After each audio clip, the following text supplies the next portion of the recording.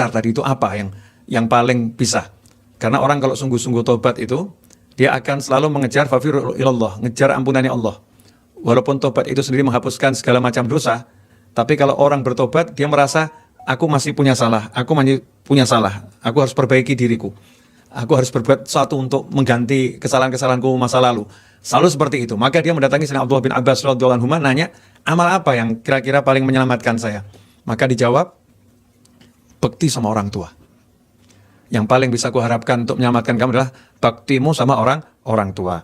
Nah, saat ini banyak. Assalamualaikum warahmatullahi wabarakatuh. Berjumpa kembali dengan channel Nasihat Islam. Semoga apa yang disajikan bermanfaat bagi kehidupan kita dunia dan akhirat. Jangan lupa bersyukur alhamdulillahirrabbilalamin dan membaca salawat Allahumma sholli ala Muhammad wa ala ali Muhammad.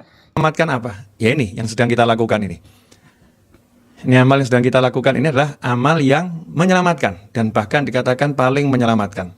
Birrul walidain. Bakti sama orang tua. Bahkan pernah datang seorang menghadap Sayyidina Abdullah bin Abbas radhiyallahu ta'ala anhuma, yang kalau saya sampaikan kisahnya ini nanti miris. Kisahnya orang ini datang tuh dalam keadaan putus asa karena dia habis membunuh seseorang. Dan dosanya itu dia akui dosa yang sangat besar, dan pembunuhan itu dia lakukan dengan kejam. Datang menghadap Sayyidina Abdullah bin Abbas radhiyallahu anhu dalam penyesalan yang besar, tobat, nanya gitu. Amal apa yang kira-kira bisa menghapuskan dosa-dosa saya? Yang besar tadi itu apa yang paling bisa? Karena orang kalau sungguh-sungguh tobat itu, dia akan selalu mengejar fafirru ilallah, ngejar ampunannya Allah. Walaupun tobat itu sendiri menghapuskan segala macam dosa, tapi kalau orang bertobat, dia merasa, aku masih punya salah, aku harus perbaiki diriku. Aku harus berbuat sesuatu untuk mengganti kesalahan-kesalahanku masa lalu. Selalu seperti itu. Maka dia mendatangi Sayyidina Abdullah bin Abbas radhiyallahu anhu, nanya, amal apa yang kira-kira paling menyelamatkan saya? Maka dijawab, bakti sama orang tua. Yang paling bisa kuharapkan untuk menyelamatkan kamu adalah baktimu sama orang tua. Nah, saat ini banyak ya, kita mungkin sadar nggak sadar, sama orang tua kurang perhatian. Yang sering terjadi ini para suami ya kemudian punya istri, istrinya cantik, takut istrinya hilang, takut istrinya nanti diambil orang atau istrinya nyari orang lain. Kemudian suaminya ini mati-matian nurutin maunya istrinya sampai melupakan orang tuanya. Sampai dia letakkan istrinya di atas orang tuanya. Na'udzubillah min dzalik. Suami yang seperti itu sudah menjadi anak yang durhaka pada orang tua. Tidak ada yang boleh di atas orang tua kita kecuali baginda Muhammad SAW. Nabi Anbiya wal Mursalin. Ya, nomor satu adalah Rasulullah ya. Kemudian setelah itu orang tua kita. Tidak boleh kita letakkan orang tua kita di bawah, harus di atas. Makanya orang tua itu selalu nomor satu. Ya, orang tua nomor satu. Para habaib di Hadramut, untuk teman-teman mungkin yang belum kenal bagaimana keilmuannya para habaib, ini ada satu contoh. Jadi para habaib di Hadramut itu punya satu pendapat. Nah, pendapat ini sangat menarik. Karena buat para habaib, berbakti kepada mertua bagi suami ya, berbakti kepada mertua, ini khususon buat suami. Seperti yang dilakukan Habib Utsman sekarang ini. Lagi menunjukkan baktinya sama almarhumah, mertua beliau. Berbakti kepada mertua, itu hukumnya ya lebih utama daripada berbakti pada orang tua kandung. Bukan sama ya, bukan sama. Lebih utama buat suami. Kalau buat istri berbakti pada mertua, hukumnya sama dengan berbakti pada orang tua kandung. Tapi untuk suami berbakti pada mertua, ya hukumnya lebih utama daripada berbakti pada orang tua kandung. Lebih utama. Maka ditanya ini, Habibnya ditanya, kok bisa begitu, Bib? Maka dijawab, ya, kamu nggak ikut mengandung, nggak ikut melahirkan, nggak ikut biayain dari kecil sampai dewasa. Kamu nggak ikut susah-susahnya mertuamu, nggak ikut. Nah, tiba-tiba kamu datang, kamu melamar, minta anaknya dikasih, ini ambil. Orang tuanya nggak minta apa-apa. Bahkan kamu nggak carikan ganti ya, mohon maaf, nggak carikan ganti perempuan lain, ini ya ganti untuk anak ibu, enggak gitu ya. Nggak ada gantinya. Anaknya dikasihkan begitu saja. Nah, karena itulah nggak bisa ini diganti dengan apapun. Mau diganti dengan dunia dan segala isinya, tidak bisa. Karena itu dalam Islam tidak kenal istilah mantan mertua, nggak ada. Tidak ada mantan mertua, mantan istri ada, mantan suami ada, Mantan mertua nggak ada. Kenapa? Makanya nggak ada hukumnya dengan mertua batal wudhu. Dengan mertua tidak pernah batal wudhu. Karena sekali jadi menantu, selama-lamanya jadi anak. Sekali jadi mertua, selama-lamanya jadi orang tua. Nah, bakti sama orang tua inilah yang paling utama. Baik itu orang tua kandung maupun orang tua pasangan hidup kita. Inilah amalan yang paling utama yang menyelamatkan kita. Dunia akhirat. Sampai-sampai saking bahayanya nggak bakti sama orang tua, dikatakan, Sukhtullah fi sukhtil walidain. Marahnya Allah bergantung marahnya orang tua. Jadi seperti seakan-akan gini ya. Kalau orang tua marah, itu tanda-tanda Allah lagi marah sama kita. Jadi kalau orang tua marah, tanda Allah lagi marah sama kita. Kalau orang tua marah, berarti Allah lagi marahin kita. Sampai seperti itu. Makanya kita harus menjaga diri, jangan sampai buat orang tua kita marah. Jangan sampai buat orang tua kita murka. Dalam lengkapnya hadis disebutkan, man asbaha murdiyan li wa muskhitan li walidayh fa anhu sahid. Wa man asbaha muskhitan li wa murdiyan li walidayh fa anhu radin. Atau kama qala Allah Ta'ala fi hadits qudsi. Barang siapa yang pagi-pagi, kata Allah Ta'ala, membuat aku senang. Malamnya tahajud, adzan subuh dia baca doa-doa zikir, dia sholat sunnah fajar, baca doa fajar, dia baca subhanallah bihamdi, subhanallah azim, astagfirullah 100 kali, dia baca ya hayyu ya qayyum, la ilaha illa anta, dia baca itu 40 kali. Kemudian setelah itu dia sholat subuh berjamaah, setelah itu dia baca wirdul latif yang disusun Habib Abdullah bin Abdul Haddad, wirid-wirid pagi hari dari Nabi Muhammad SAW yang sudah dirangkum sama Habib Abdul Haddad. Dia baca semua itu. Tapi jam 7 pagi, ya dia udah buat Allah senang dia. Man asbaha murdiyan li. Dia buat Allah senang. Dari mulai malam sampai pagi dia buat Allah senang.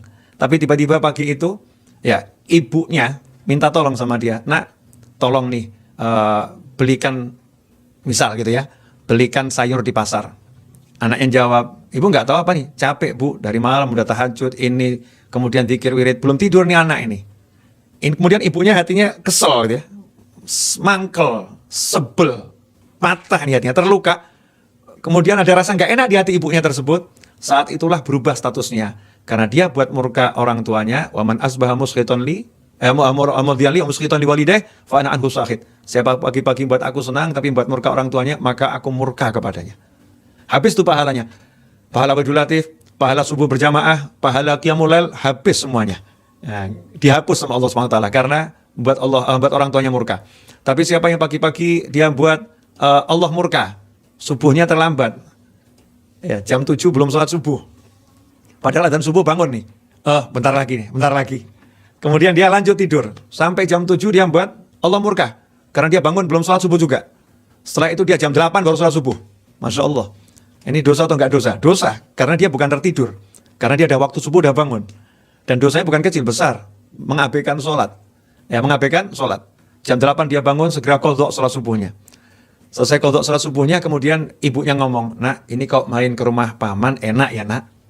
Anak tadi langsung nggak ngomong, ibu sebentar saya mandi dulu, nggak. Ibu mau ke rumah paman, sekarang saya antarkan. Masya Allah. Dia antarkan ibunya, nggak ngomong A sampai Z. Dia berangkat, kemudian dia antarkan ibunya ke rumah pamannya, dia temenin, dia senangkan hati ibunya. Maka kata Allah Ta'ala, waman asbaha muskhitan li, siapa pagi-pagi buat aku marah, kata Allah, wa murdiyan li walidayh, tapi dia buat orang tuanya senang, fa ana anhu radhin, maka aku senang sama dia. Nah, ini kedudukannya orang tua luar biasa, sampai Allah itu mengorbankan amarahnya ketika seorang anak itu bisa bahagiakan orang tuanya. Allah singkirkan amarahnya Allah ketika anak itu bisa bahagiakan orang tuanya. Karena jasa orang tua luar biasa. Nah, ini bakti sama orang tua bisa dilakukan kapanpun. Bukan saat orang tua masih hidup. Beruntung yang orang tuanya masih hidup lengkap. Atau masih punya satu di antara orang tuanya. Ini adalah anak yang beruntung. Karena mau minta apa-apa tinggal ngomong orang tuanya. Nah, punya hajat apa? Orang tuanya tinggal ngomong, ya Allah anakku, ya Allah anakku. Anaknya tinggal minta, ibu, bapak tolong doakan dia. Habib Ali Habsyi itu, pengarang Maulid Simtud Duror yang tadi kita dengarkan. Habib Utsman bin Yahya ketika kirim Fatihah, itu ada satunya untuk Habib Ali bin Muhammad Al-Habsyi. Ya, itu enggak dilupakan sama para habaib. Biasa kalau kirim Fatihah, enggak lepas sama Habib Ali Habsyi. Nah, Habib Ali Habsyi pengarang Maulid Simtud Duror, itu pernah mimpi masuk surga, itu udah pernah. Kalau kita kan baru mimpiin masuk surga, tapi belum mimpi masuk surga. Kalau Habib Ali Habsyi mimpi masuk surga. Ya, melihat surga, kemudian dihibur oleh dendang qasidah para bidadari surga. Sampai bangun tidur itu masih terdengar tuh. Suara dendang qasidah bidadari surga itu masih terdengar. Habib Ali Habsyi. Kalau bulan Ramadan, sholat tarawihnya 20 rakaat, ya setiap 20 rakaat itu 10 juz. Jadi 3 hari sekali khatam Al-Quran. Ini untuk masyarakat umum ya, bukan khusus di pesantren, bukan, masyarakat umum. Masyarakatnya juga hebat. Habib Ali bin Muhammad bin Husain Al-Habsyi. Habib Ali Habsyi ini pernah mengatakan, saya setiap kali baca sejarah kehidupan para wali, kemudian di situ saya lihat kisahnya wali ini dapat pangkat ini, dapat karomah ini, dapat kemuliaan ini. Selesai baca, saya nggak nunda sampai besok. Langsung saya datangi ibu saya. Ibu, ya tolong mintakan ke Allah agar anakmu ini Ali dapat yang sama seperti wali yang diceritakan di sini. Ibu yang angkat tangan, ya Allah berikan anakku Ali Habsyi pangkat derajat yang kau berikan pada wali tersebut. Maka aku mengaminkannya, amin. Sampai akhirnya suatu ketika setelah Habib Ali itu tua dan ibunya masih hidup, lagi berkumpul para ulama di rumahnya Habib Ali Habsyi, ibunya tiba-tiba keluar ke ruang tamu itu, kemudian berkata kepada seluruh orang-orang soleh tadi, ngomong sama wali-wali yang ada di situ, kalian semua aku angkat jadi saksi ya, aku ridho pada anakku Ali Habsyi ini. Masya Allah. Nah, itulah kebahagiaan seorang anak ketika ibunya atau ayahnya mengatakan di hadapan orang banyak, aku ridho. Ya, aku ridho kepada anakku. Nah, inilah amalan yang paling menyelamatkan dari semua amal. Karena kalau kita bicara amal, semua amal menyelamatkan. Zikir itu dikatakan amal yang paling menyelamatkan lebih daripada sedekah. Zikir. Tapi ini kalau orang kaya cuman zikir nggak mau sedekah, itu namanya nggak menyelamatkan itu. Karena al-bakhil. Orang yang bakhil nggak selamat. Kalau orang kaya amalannya sambil sedekah dia berzikir, sambil berzikir dia sedekah. Ya, orang yang punya ilmu amalannya sambil mengajar dia berzikir, sambil berzikir dia mengajar. Ya, seperti Habib Utsman tadi sambil berzikir, ya mengajar. Ini kan kolaborasi, dibagi tugas kali ini. Biar saya yang ceramah, beliau yang zikir. Nah, jadi zikir pun macam-macam. Ada tahlil, tahmid, tasbih, solawat, ya doa. Doa itu pun macam-macam. Banyak doa-doa yang secara khusus memberikan keselamatan tersendiri. Tetapi birrul walidain syamil kamil. Birrul walidain ini mencakup semuanya. Apa yang didapat oleh ahli zikir dapat dengan birrul walidain. Bahkan dikatakan ada 3 orang yang ketiga-tiganya ini di satu desa pergi cari ilmu di desa itu. Sampai akhirnya semua ulama di desa itu sudah dimakan ilmunya. Sehingga guru-guru di desa itu mengatakan kalian bertiga jangan tinggal di sini, keluar kota. Ya, pergi ke ulama yang di sana. Ilmu kami sudah habis. Ya, kamu cari ke ulama yang di sana. Sampai hari ini belum ada orang yang datang ke saya untuk menghabiskan ilmu saya. Kita lihat ini semangatnya pencari ilmu dulu sama sekarang beda nih. Ini mencari ilmu sampai gurunya nyerah, ilmu saya udah habis. Silakan kamu pergi ke desa yang lain. Maka yang satu ini izin sama orang tuanya nggak diizinkan, izin sama ibunya nggak boleh. Kamu di sini teman ibu. Yang 2 berangkat dapat izin orang tuanya. Maka yang satu ini sedih, ya Allah, saya bakal jadi bodoh ini. Nggak seperti 2 teman saya yang dapat ilmu. Orang dulu itu punya kalimat indah. Idza dhaqat 'alaikal umur fa'alaika bi ahlil qubur.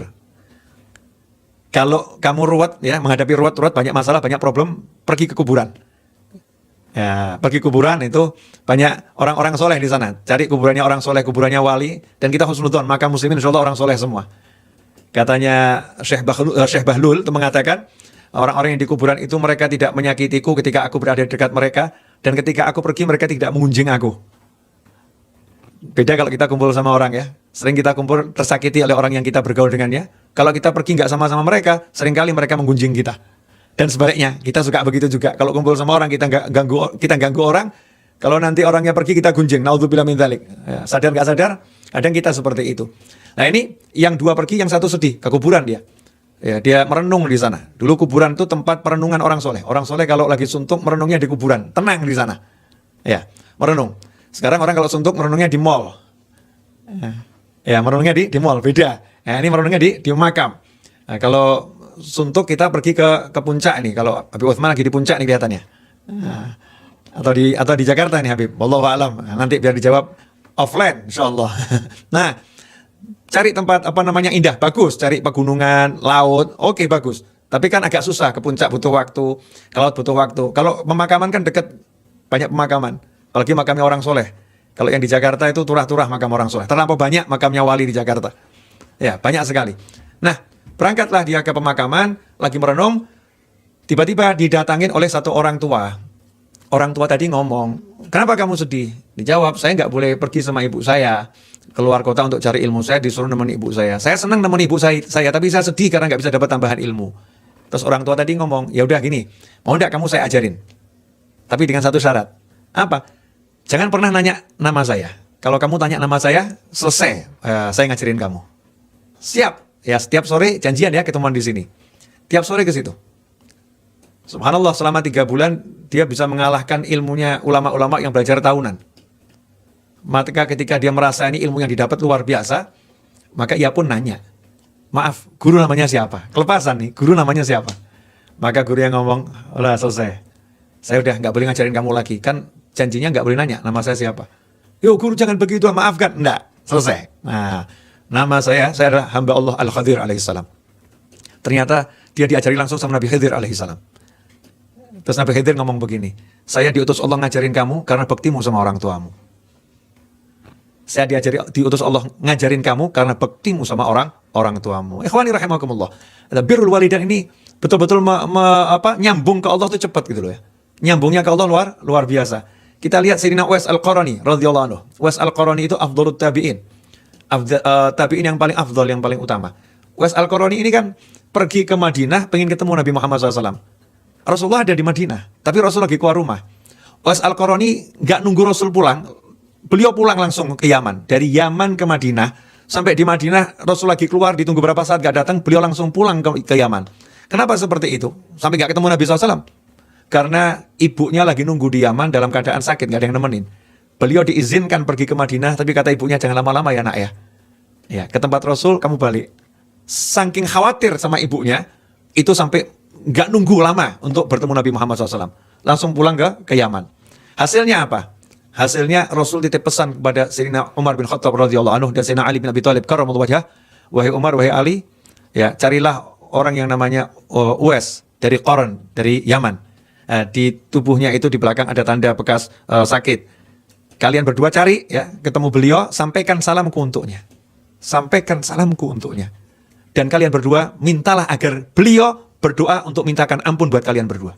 Masya Allah. Sayyidina Ali, Sayyidina Umar ini pangkatnya lebih dari Uwais Al-Qarani, pangkatnya lebih tinggi. Tetapi Rasul mengajarkan agar kita ini mau minta doa pada orang lain yang punya pangkat di sisi Allah Subhanahu wa Ta'ala, meskipun pangkat kita lebih tinggi. Bahkan Rasul mensuruh nyari. Sayyidina Umar pun cari itu, tiap tahun dicari. Ya, di akhir pemerintahannya, di akhir usianya, Sayyidina Umar pun menemukan Uwais Al-Qarani dan akhirnya minta doa. Ini kisah yang panjang. Birrul walidain, bakti sama orang tua. Jadi tidak ada pangkat yang lebih tinggi, amalan yang lebih menyelamatkan dibakti sama orang tua. Nah sekarang gimana caranya tiap hari? Simple. Ini kalau para habaib, ya para habaib itu diajarkan yang sederhana. Tiap pagi ya usaha cium tangan orang tua. Ya mau sekali boleh, mau bolak-balik boleh. Tiap pagi cium tangan orang tua. Kemudian cium kening. Nabi Muhammad SAW kalau ketemu Fatimah Zahra radhiyallahu anha, Fatimah Zahra kalau ketemu Nabi Muhammad SAW, Rasul mencium keningnya Fatimah, Sayyidah Fatimah mencium kening baginda Muhammad SAW. Cium kening. Nah kadang kita ini kalau mau cium kening suami, oh mantap. Cium kening istri mantap. Cium kening orang tua kok berat ya? Kenapa? Karena ada setannya. Jangan sampai kamu cium kening orang tuamu. Kalau kamu cium kening orang tuamu, setan nyingkir semua. Rahmatnya itu turun, langsung ridho Allah, setan nyingkir. Maka setan berjuang luar biasa. Jangan sampai ada anak mau cium kening orang tuanya. Ini kalau kita pagi mau cium tangan, gabung cium kening orang tua, langsung ridho Allah turun. Kenapa? Orang tua pasti senang. Aku dihargain ini. Sebagai orang tua dihargain. Senang tuh orang tua. Senangnya orang tua itu nurunkan rahmat, ya, rezeki, barokah dan luar biasa. Kemudian kalau punya uang, gunakan untuk senangkan orang tua. Jangan pernah berhitung harta sama orang tua. Jangan pernah. Berhitung harta sama orang tua jangan pernah. Kecuali kalau orang tuanya punya penyakit yang tidak bisa menahan harta, boros yang dilarang syariat. Jadi kita kelola jangan sampai melanggar aturan syariat itu saja. Tapi jangan pernah berhitung harta sama orang tua. Jangan mengatakan, wah orang tua saya minta uang terus sama saya. Wah begini. Dan saya, Anda, kita semua ini miliknya orang tua. Anta wa maluka li abik. Kamu dan dirimu milik orang tuamu. Kita ini dari mana? Dari kotorannya orang tua kita. Dari yang menjijikkan milik orang tua kita disedekahkan jadi kita. Coba kalau orang tua kita nggak mau ngasih gitu punyanya dia. Nggak jadi kita. Jadi kita jangan sombong. Kita ini semua milik orang tua. Anta wa maluka li abik. Anta itu apa? Ulama menjelaskan anta kamu ya. Kamu itu berarti semuanya. Bola mata, mulut, telinga, jantung, liver, ginjal. Jadi kalau sampai ada ulama menggambarkan jika anakmu berbaring sakit, kemudian orang tuamu berbaring sakit, sama-sama berbaring sakit. Terus dokter mengatakan, ya, sakitnya sama nih, sama-sama sakit ginjal. Naudzubillah min dzalik, nasallahu afiyah. Dokter mengatakan, ini ada donor ginjal, cocok untuk anak bapak dan cocok untuk orang tua bapak. Kalau kami berikan ke anak bapak, orang tua bapak akan meninggal. Kalau kami berikan ke orang tua bapak, anak bapak akan meninggal. Pilih yang mana? Kalau sampai anak tadi milih biar orang tuaku yang meninggal, anakku yang hidup, ini anak durhaka. Kenapa? Anta itu berarti ya dirimu, anakmu, ya cucumu, semua milih orang tuamu. Ya, mungkin anak yang agak kurang ajar ngomong begini, agak kurang ajar. Ayah kan udah hidup udah lama. Ya, hidup sudah lama. Kalau anak saya kan kasihan, baru sebentar hidup. Jadi biar anak saya hidup ya, Bapak silahkan mati ya. Kurang ajar anak nih. Naudzubillah min dzalik. Maka Bapak yang cerdas akan jawab, ya kalau anak kamu bisa buat lagi, insya Allah biidznillah. Tapi kalau Bapak kamu gak bisa buat lagi. Bapak gak bisa buat lagi. Orang tua gak bisa kita cari gantinya. Kalau anak, insya Allah biidznillah, la haula wala quwwata billah, bisa diupayakan. Perkara hasil urusan Allah Subhanahu wa Ta'ala. Jadi jangan pernah berhitung harta sama orang tua. Paman saya, semoga Allah panjangkan umurnya dalam kebaikan. Dulu itu waktu masih dalam kandungan nenek saya, kebetulan kakek saya meninggal dari ibu saya nih, paman dari ibu. Meninggallah kakek saya. Maka paman saya ini dititipkan ke Habib Husin Al-Haddad. Tegal ya, di Jombang dulu asalnya. Dititipkan ke Habib Husin Al-Haddad. Sama Habib Husin, ya, dititipkan kepada yang perempuan, kepada saudara-saudaranya, yang laki-laki ditaruh di Darul Aitam di Jakarta. Nah, Darul Aitam Jakarta dulu punya peraturan kalau udah balik nggak boleh tinggal di situ. Karena itu Darul Aitam, rumah anak yatim. Kalau udah balik bukan yatim namanya. Kalau udah balik namanya bukan yatim. Maka ketika paman saya itu balik, langsung keluar dari Darul Aitam ke Solo, karena ibunya, nenek saya tinggal di Solo bersama anaknya yang menikah ya, dan tinggal di Solo. Nah, waktu itu paman saya mulai kerja kemudian dapat gaji. Itu gaji diserahkan ke ibu saya, ke nenek saya, ke ibunya. Saya mengatakan, Bu, ini buat ibu. 100% loh, bukan 50%. Bu, bukan gaji pertama, kedua dan seterusnya ini. Ini buat ibu. Ibunya jawab, nggak usah nak, buat kamu saja. Ya buat kamu saja. Nanti kalau ibu butuh, ibu minta. Anaknya jawab, enggak Bu, ini milik ibu, nanti kalau anak butuh, anak yang minta. Ya, berani enggak praktek itu? Takut habis uangnya ya. Takut, kerja saya, capek saya nih. Ini, buat apa namanya, ibu nanti kalau saya butuh, saya yang minta. Tapi ibunya juga enggak ragus, enggak, ibunya maksa. Enggak, pokoknya buat ibu buat kamu saja, kalau ibu butuh, ibu minta. Akhirnya sampai ya, nenek saya meninggal, tuh paman saya punya peraturan, ya hartanya tuh dibagi. Harta ini milik orang tuaku, ya ini untuk aku dan keluargaku, ini untuk umat Islam. Bayangin, 30% untuk orang tuanya, 30% untuk diri dan keluarganya, ya 30% untuk umat Islam. Untuk sedekah. Setelah orang tuanya meninggal, yang 30% ini tetap dihitung, ada nih 30% minta orang tuaku. Nah, digabungkan bagian dari sedekah juga akhirnya. Masya Allah. Sehingga orang tuanya dapat kiriman banyak itu. Sebagai penutup, karena saya sudah bicara 27 menit 33 detik Habib Utsman. Di depan saya ini saya kasih timer biar saya tahu. Kalau enggak nanti saya lupa diri nih. Insya Allah. Jadi paman saya itu biasa kalau haul Solo ikut andil kambing gitu. Ikut andil kambing untuk Haul Habib Ali Habsyi di Solo. Banyak yang ikut andil, di antara paman saya. Suatu ketika Habib Husin bin Hasan Al-Idrus, semoga Allah panjangkan umurnya dalam kebaikan, kesehatan, ketaatan, keridhaan, kebahagiaan, bermimpi, ya, lihat nenek saya lagi duduk, kemudian ada kambing banyak itu lewat. Nenek saya ngitungin kambingnya tadi. Terus Habib Husin bin Hasan Al-Idrus nanya, itu lagi ngapain gitu? Jawabannya, ngitung kambing kirimannya Ali, anak saya. Ngitung kambing kirimannya Ali, anak saya. Ya, ternyata itu kambing yang dikirimkan untuk haul itu nyampe itu ke orang tuanya. Dan orang tuanya senang jadi hiburan ngitung kambing. Nah, ini kita mau sedekah apa gitu kan? Makanya kita sedekah kepada yang membutuhkan betul. Siapa yang butuh itu kita bantu. Tengok dulu saudaranya orang tua, paman kita, bibi kita, itu saudara orang tua nomor 1. Jangan sampai kita sedekah ke utara, ke selatan, barat, timur. Paman kita butuh untuk bayar listrik, gak punya uang. Mau sekolahkan anaknya, gak punya. Mau ini gak punya. Kita sibuk sama orang lain. Nomor 1, saudaranya ibu, saudaranya bapak. Ya itu dulu. Bantu sampai jadi orang semuanya. Sampai gak ada yang bingung beli beras. Gak ada yang bingung mikir setahun. Ya, setahun itu berasnya gak bingung. Setahun listriknya gak bingung. Tenang, kontrak rumah setahun kalau kontrak, ya udah beres, gak kontrak lagi. Kenapa? Udah kita belikan rumah. Walaupun rumah gak besar, kecil, kalau rumah sendiri kan bahagia. Nah, itu namanya harta kita barokah dan gak ada habis. Mana kosot malu min sodako bal yazdad. Gak akan habis uang yang disedekahkan, bahkan nambah dan bahkan nambah. Jazakumullah khairan atas waktunya yang diberikan, kepercayaan dan kesempatannya. Yang mudah-mudahan almarhumah dan juga orang-orang tua kita yang sudah meninggal dunia, semuanya diletakkan ruhnya di alam barzah sana bersama para nabi, para siddiqin, para syuhada dan para solehin. Mudah-mudahan di alam barzah sana apa yang kita lakukan di dunia membuat beliau-beliau bahagia. Apa yang kita lakukan buat beliau-beliau senang. Kemudian kita jadi anak yang dibanggakan di alam barzah sana. anak yang dilulukan di alam barzah sana, anak yang dicintai di alam barzah sana, sehingga Allah Ta'ala pun memberikan banyak barokah kepada kita semua, banyak rahmat kepada kita semua. Allah catat kita sebagai anak yang berbakti, Allah ampuni dosa-dosa kita, Allah maafkan semua kesalahan kita, Allah terima semua amal saleh kita, Allah lipat gandakan pahala kita, Allah tutup aib-aib kita, dan Allah selamatkan kita dari segala hal yang tidak menyenangkan dunia akhirah. Panjangkan umur kita dalam semua kebahagiaan, dan kelak kita meninggal dengan husnil khatimah. Wassallallahu ala sayyidina Muhammadin wa alihi wasallam walhamdulillahirabbil alamin wal afu minkum. Wassalamualaikum warahmatullahi wabarakatuh.